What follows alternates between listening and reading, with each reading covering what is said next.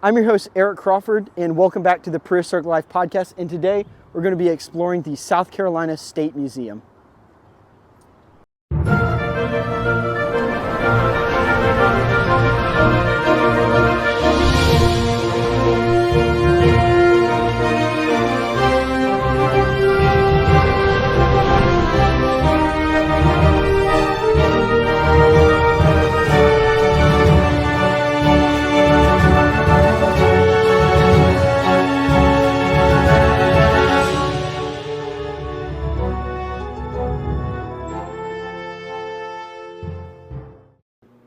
So the first thing you see whenever you come in is this massive megalodon staring at you from the door.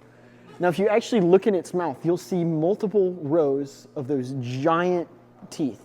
Now come over here, look at this. If you actually look at this is a better representation of it. You can actually see how many rows of teeth. And one of the interesting things about shark teeth is that they are thought to come from the same thing as their scales. Their scales actually surprisingly have the same enamel that would be on your teeth. Now you can see that these ones start to really pointed out while these are really pointed back. If you look in the very back there, you can actually see that some of those teeth look like they're pretty much laying flat right against what would be like the actual jawbone here. That is because shark teeth work like a conveyor belt where they're constantly falling out and replacing itself. So they have hundreds and hundreds of teeth in their life. So megalodons are usually really hard to identify as a single specimen because similar to actually surprisingly invertebrates that molt, they actually have the similar problem where one invertebrate can have multiple shells. A single shark can have hundreds of teeth in its life form. So if you actually look at this, if you get a little closer here, you can actually see that these amazing, beautiful fossilization here they can come in all kinds of different colors like this. If we come over here, we can actually see the comparison of a great white shark about 17 feet in length to a megalodon about 48 feet in length. These things are absolutely massive. Look at that tooth about the size of my hand compared to barely the size of my palm. Now, if you come over here even more, this is the entire jaw of a tiger shark. Now, you got this entire jaw of a tiger shark compared to that. Megalodon was the massive predator that ruled the ocean about 3.6 million years ago. They pretty much stood almost uncontended except for one whale, the Leviathan whale, in the oceans of the world about 3.6 million years ago. And I think you can see exactly why with these massive jaws. And here we have this amazing hammerhead shark jaw along with a great hammerhead jaw. But here we actually have something very interesting with part of the skull, or what would be the skull. Now the interesting part about shark bones is that they're made of cartilage, which is the same thing your ears and nose are made out of. So this will actually deteriorate if it's in the ground for long enough. Now this is what it looks like in life. I could only imagine what scientists would have reconstructed this if this is the only thing we had. But look at this really weird shapement of their head. That is because their eyes are actually on the end, giving them a greater angle of vision so they can actually see more. And one of the interesting things is that one of their main sources of food is actually stingrays. So they have kind of sensors or receptors in their nose along the area here so that they can scan their face against the ground and sand. And when they sense a stingray, they'll swim over and eat it up. Now, if we actually come over here, we have this beautiful great white shark specimen, well, recreation. We have these beautiful great white shark jaws here. Look at these massive things. These are one of the two big heavy hitters of the oceans today. We have the great white shark and the orcas. Now these things, look at these massive jaws here. This is what we have to deal with today. So be thankful we don't live in the oceans 3.6 million years ago. And over here you actually see petrified wood, an entire log of petrified wood. If you get a little closer here, you can actually see that this isn't wood, but you can kind of see where like mineral replacement has taken part. That is because the way petrified wood forms is whenever the log dies, it'll fall in the water or the mud, and it's called the process of replacement. So the actual wood is no longer there as mineral water basically seeps in. Now this one is mainly silica or quartz, seeps into the cracks and crevices in every nook and cranny of the wood and completely replaces it as a rock. So this entire thing was once a tree, but is now rock. So here we actually have some amazing taxidermied specimens here. We got a caneback rattlesnake right there. We got a virgin opossum, which is actually the only marsupial left in North America. We have this amazing pileated woodpecker. I think I'm pronouncing that right. I hope I am. We have this cute little mink here. This here is actually a beautiful representation of a more aquatic, swampy ecosystem where you have the turtles and the fish and these little plankton here and these birds and snakes and toads and rats and weasels and things like that. So I could only imagine how much we were missing from reconstructions of ecosystems from millions of years ago when this is what has to happen for a modern ecosystem. Imagine how much of the link we're missing. Here we have this beautiful Tyrannosaurus here. If you actually look at it, this is a beautiful example of deformation from geological processes. So when fossils are laid down, the earth isn't static, it shifts. So a lot of these fossils don't come out looking perfect and beautiful like the ones over there. They'll actually come out crushed and lopsided like this beautiful Tyrannosaurus over here. But these massive jaws were meant purely for crushing and just crushing power. Thousands and thousands and thousands of pounds of PSI just right on bone and crushing it. But one of the interesting things about it is if you actually look at it straight on,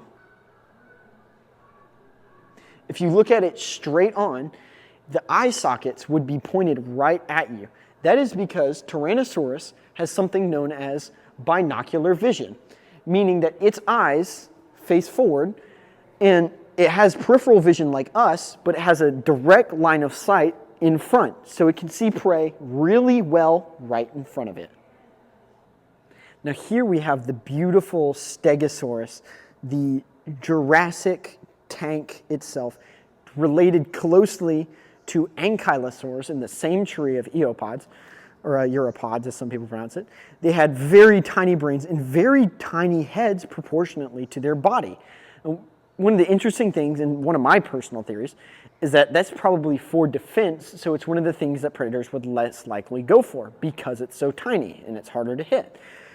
Now, if you get really close here, you can see a lot of this beautiful artwork showing the amazing thagomizers on the back of the tail with these beautiful plates.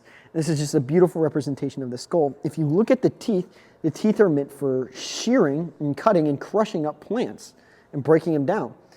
That is because this thing is a beautiful herbivore. But with this tiny head comes the problem with a tiny brain case where its brain was likely the size of a ping pong ball, making this thing probably not the brightest, but still a force to be reckoned with.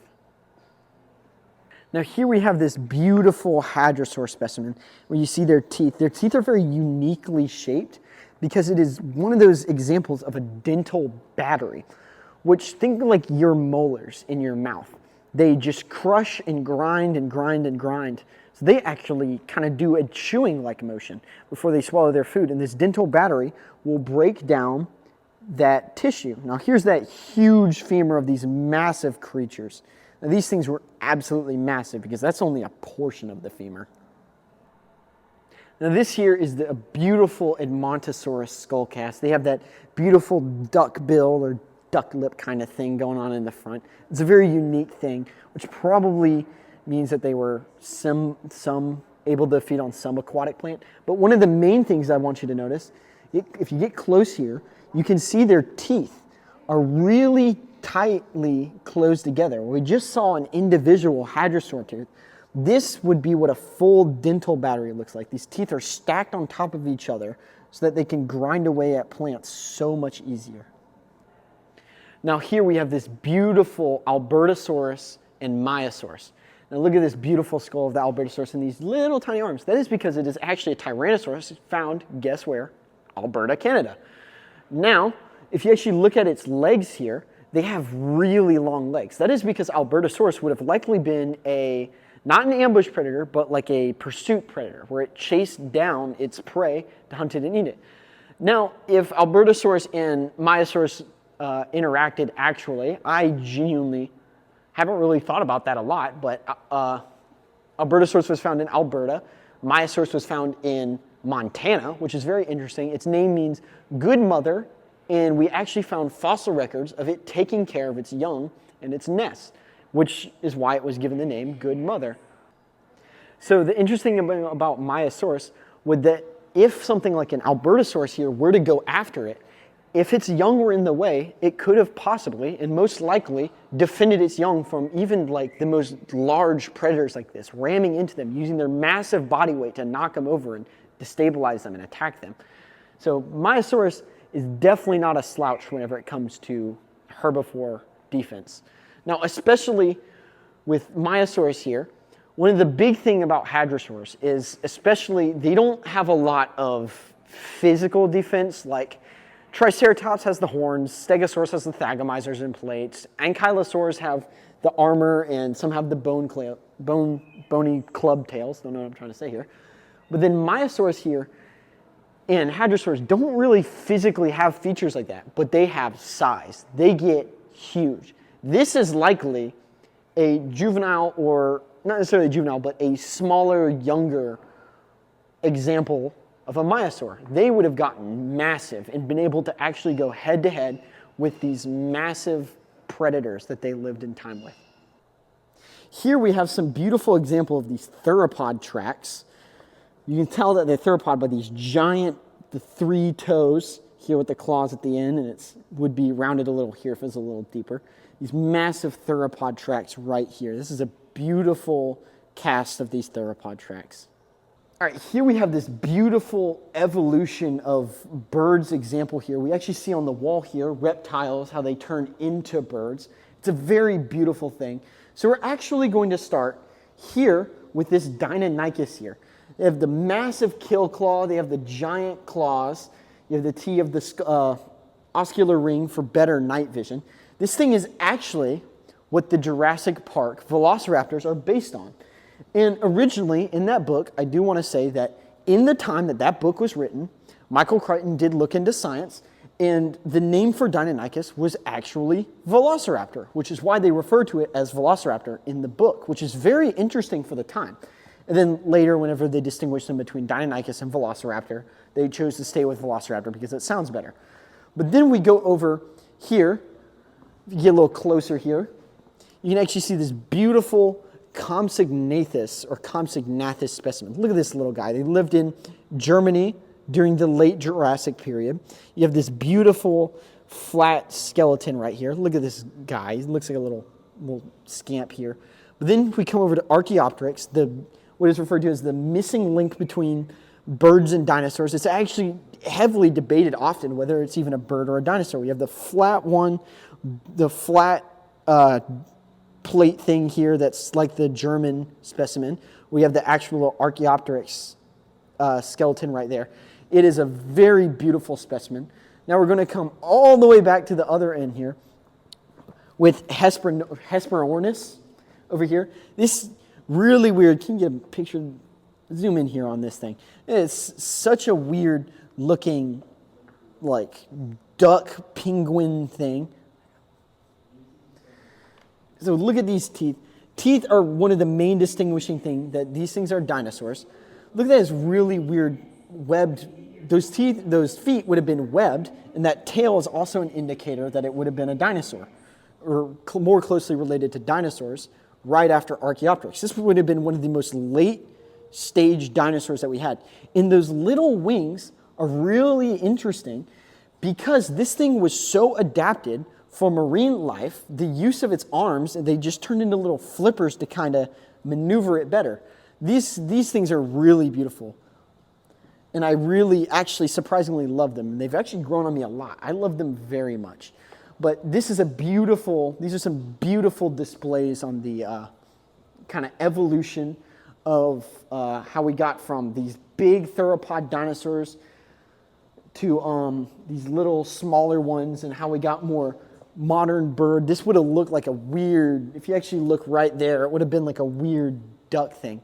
But then, if we turn around here, we have this beautiful, beautiful golden eagle here. These things are absolutely massive. I would not want to encounter one of these things in the wild. This is what our final product that those come from. Look at these beautiful, huge wings, this beautiful golden color. I think these things are absolutely beautiful. They had these other really, really cool bird exhibits with some owls, some birds of prey / raptors with like ospreys and things, and I thought it was awesome. They had a bunch of the eggs of them, which is really interesting. Then they had a little exhibit off to the side about perching birds, which I thought was cool to see some birds that you would just see in your backyard up close. Here we have this beautiful wall of this like recreated wall of these amazing fossils. If you look here, we actually got a Basilosaurus skull here. You can tell by those beautiful teeth in the back. And then on this side, we have this leatherback sea turtle shells left behind. They fossilize and the scutes get deformed and misshapen. But this Basilosaurus skull is very beautiful. Get a little closer. If you look at those really back teeth, they have really unique back teeth that were probably for crushing like bone and things, while those incisors were for tearing, and those sharp teeth right there would have been for tearing. Right here we have this Smilodon skull. You can tell by those massive incisors right there. That would have been aimed for probably the jugular of prey or the neck, and kind of drowning them in their own blood. It's really dark, but these things were really effective killers. These massive felines are like hyper carnivores. These things would have been pretty much apex predators of their time. This here is a beautiful recreation of a glyptodon. These things are really weird because they're like mammal versions of turtles and ankylosaurs with that really weird like plumed tail for defense and this really hard shell. And if you actually look closely, you can see this like fur and fuzz on the shell. These things are really weird, and this is another example of convergent evolution with these giant shell thing like turtles and ankylosaurs, where it primarily focused on defense. These things are really amazing and really interesting.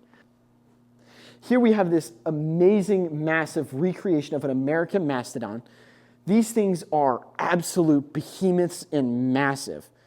And they lived around the same time as some of the mammoths. But these things, if you actually come over here, we have a great example of what they look like, of how you tell them a difference. So you have the Columbian mammoth, where they were a lot more hairless. They have these huge, more rounded, arched out tusks. The woolly mammoth, very woolly, hence the name, but they have the more curved tusk. But then you have the American mastodon. It's got some of that fur on there, and their tusks are more straight. These things would have probably been more aggressive, more territorial, lived a lot more solitary. You can actually, right here, we have this amazing mammoth molar and teeth, meant for grinding, kind of like that dental battery. The same thing as the hadrosaurs, unironically. So these things would have been grazers. As we're just going to walk through here. This beautiful mastodon vertebra from the neck. We have this mastodon molar. We have this other tiny juvenile mastodon molar. We got this fragment from the base of the skull. We have this mastodon first neck bone here. And then we have the lower right jaw with these beautiful, massive molars intact, meant for grinding. These things, you would not want to come across one of them. And as we go over here, we actually get onto the giant beaver. Yes, we had massive beavers. These things are huge. Our normal beaver is like here compared to these things. These things are massive. That's probably too high still.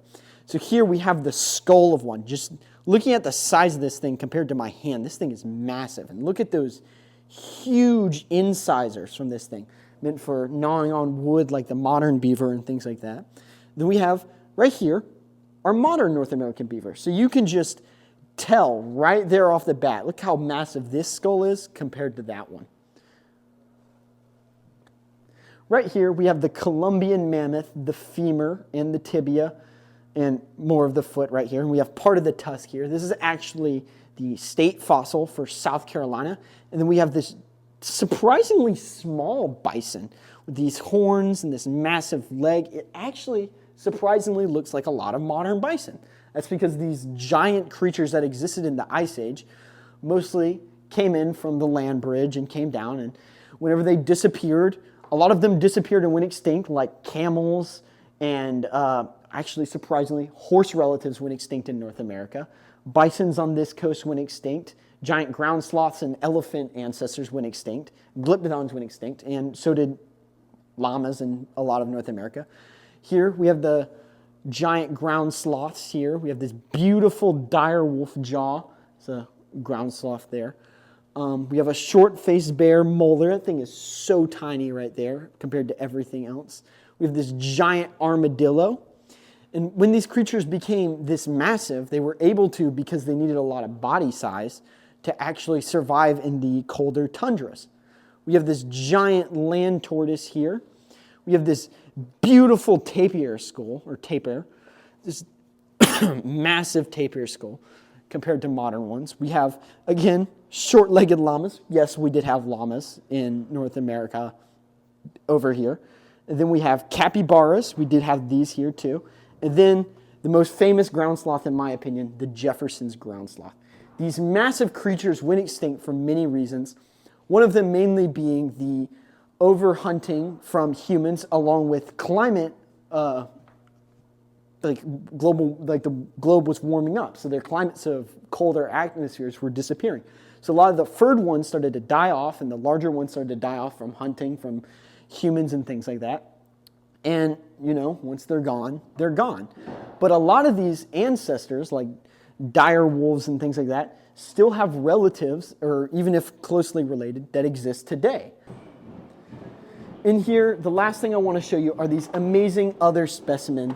We have this Mosasaurus from Brazil cast. We have this dragonfly, this trilobite, this beautiful fish from Germany, this other dragonfly, another beautiful Archaeopteryx, and another little crocodile. This museum has a lot to offer, and there's some that I haven't even shown you. I really hope that you guys get the chance to actually come out and look at all of this stuff. It is beautiful, and I greatly enjoyed it. I'm your host, Eric Crawford, signing off. This has been the Prehistoric Life Podcast. I hope you come check out this museum and keep it prehistoric. Goodbye.